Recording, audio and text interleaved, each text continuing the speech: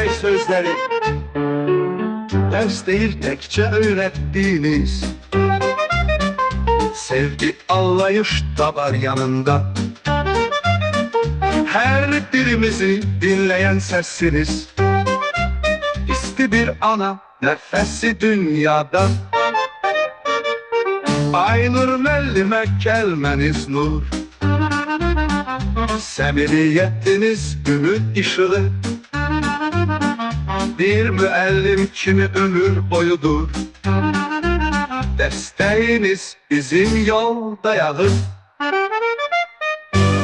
Sabrinizle yol gösteren siz, şirin sözünüz gönüllerden bizim için her zaman aziz. Müellimlerin içinde bir tekten, bugün yürekten dileğimiz var. Hoşbəxtlik dolsun ömrünüze, 469'un sevgisi, hürmeti, hürmeti hediye olsun bugün size.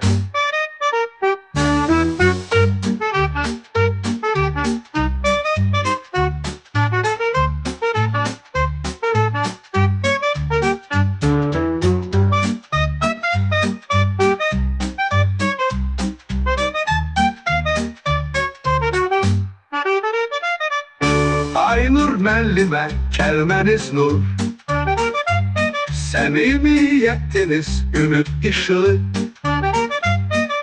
Bir müellim kimi ömür boyudur, desteğiniz bizim yol dayağı.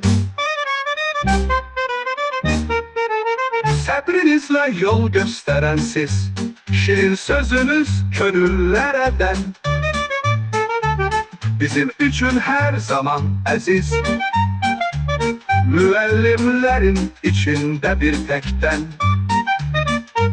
bugün yürekten dileğimiz var. Hoşbəxtlik dolsun ömrünüze, 469'un sevgisi, hürmeti hediye olsun bugün size.